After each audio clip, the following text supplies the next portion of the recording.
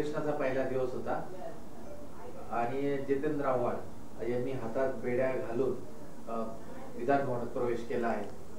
तर या कृतीकडे कसं पाहता तुम्ही? आज महाराष्ट्र विधानसभेचं परिषदेचं अर्थसंकल्पीय अधिवेशनाची सुरुवात झाली आणि so called doctor Jitendra Awhad, त्यांना मी कायम नकलाकारच म्हणत असतो, आज विधानसभेमध्ये येत असताना दोन्ही हातामध्ये बेड्या घालून त्यांनी प्रवेश केला नाट्यमयरित्या। आणि या लोकशाहीमध्ये आमचा आवाज दाबला जातो अशा प्रकारची बाईट त्यांची मी ऐकली।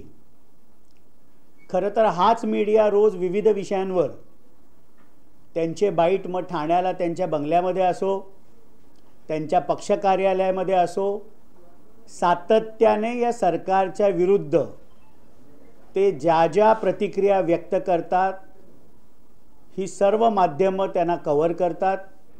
लोकशाहीमध्ये विरोधकांनी आपली सकारात्मक भूमिका मांडली पाहिजे आणि ते नेहमी वेळोवेळी ती मांडत असतात।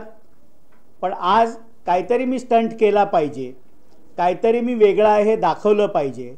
आणि दुर्दैव असं की त्यांच्या पक्षातला एकही आमदार देखील त्यांच्याबरोबर नव्हता। दुसरा विषय त्यांनी मांडला की अमेरिकेवरनं जे भारतीय नागरिक पुन्हा भारतात पाठवले गेले त्यांच्या हातामध्ये देखील हतकडी होती। खरं तर भारत देशाचं परराष्ट्र धोरण ना तर महाराष्ट्राच्या विधानसभेमध्ये किंवा विधान परिषदेमध्ये ठरतं, ते ठरतं ते देशाच्या लोकसभेमध्ये आणि राज्यसभेमध्ये।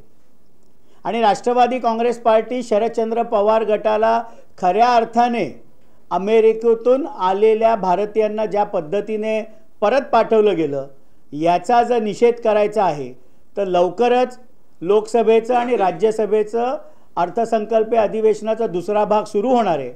राष्ट्रवादी काँग्रेस पार्टी शरदचंद्र पवार गटाच्या सर्व खासदारांनी, मग ती लोकसभा असेल राज्यसभा असेल, हातामध्ये अशा बेड्या घालून परराष्ट्र मंत्री एस जयशंकर जे दिल्लीला असतात त्यांच्यासमोर निषेध नोंदवला तर ते संयुक्तिक असेल।